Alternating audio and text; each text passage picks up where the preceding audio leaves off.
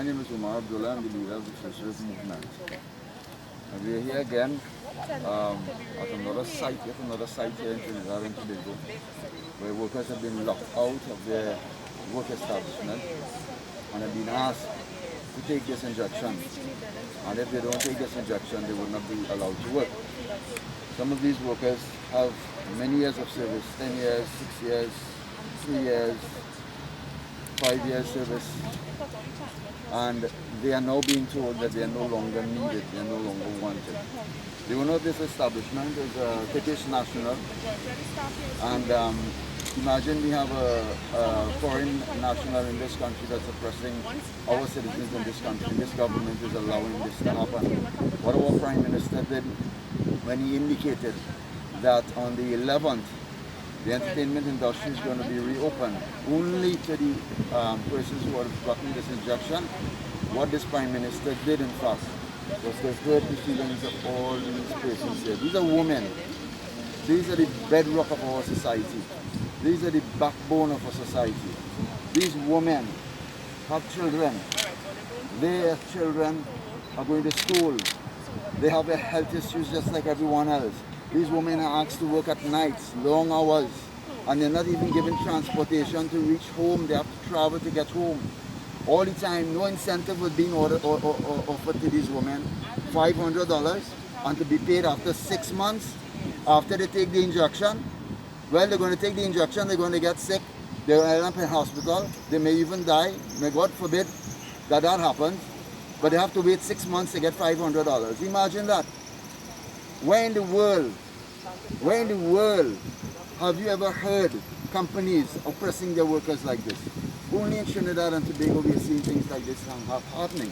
And it's been fueled by the government of this country. The initiators of this oppression is the government of this country, the Prime Minister. And I've told him on many occasions, Mr. Prime Minister, that agenda that was given to you on a silver platter, put it down. It's hurting your people. And you are going to pay a heavy price at the polls. You are going to pay a heavy price on your character. And you are going to pay a heavy price on your legacy. Hi, my name is Adana Morgan. I am a supervisor here at Royal Princess Casino. Well, I am training, and I was training staff just before we closed. And we just find it's unfair that they don't want to give us what rightfully belongs to us. You don't want us to work in the company anymore. You made that perfectly clear. You told us that you put out an ad in the newspapers to replace us, but you don't want to give people the holiday money. You don't want to give us a severance package for the years that we work with you. We put up with so much that most people wouldn't have. I've seen a lot of staff. I've seen more than 200 staff come here, work for a week and leave because it's not an easy place to work. You know what it's like to leave. If your child's sick, you're studying, oh God, I want to stay home with my child, but if I stay home, I will get in trouble. And even staff that don't often stay home, if they do decide to stay home one day because the child is sick, it's a problem. When you walk inside the building, you can't come back outside to go buy anything to eat or anything like that. And then you all already feed us. So, we had to beg for things to eat. We've been locked down for 6 months, and they didn't even give us $1. Not even when we asked for holiday money during the lockdown, it was a problem.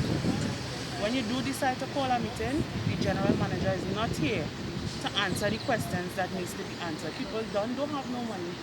There's a few of us coming from Port of Spain. You know, it's to pay a taxi to come up here to hear absolutely nothing.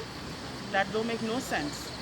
And then you want to get upset with us. We tried to talk to you the right way, and you didn't want to hear it. You was giving us the runaround. We know that you just be here every day. You're telling us you're not here. You don't know what's going on. Some people want the holidays. You're telling them they have to work 285 days again before they get the holidays, which wasn't the case because they applied for it before we had closed. So the demonstration here this morning, I understand it's only unvaccinated workers. So when were you all given the instructions not to come back to work? On last week Wednesday when we had the meeting. Wednesday on the 30th, they told us they are only allowing vaccinated staff in the building. So come Monday, all the unvaccinated staff cannot be on the compound. And I understand an incentive was given for you all to be They vaccinated. gave us, they sent out a broadcast on WhatsApp telling us that if it is we vaccinate, they will give us $500. But we had to wait 6 months before we get the $500. Was any explanation given as to why you all will have to wait 6 months? No, Okay. none whatsoever. The HR just sent it out, and that was that. So does that mean your employment was terminated, or there's a grace period for you to get vaccinated before it's permanently terminated? Well, they didn't say if it was terminated.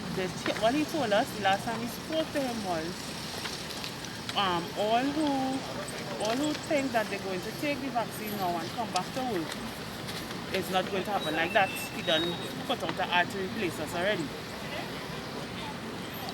That was the last thing he told us.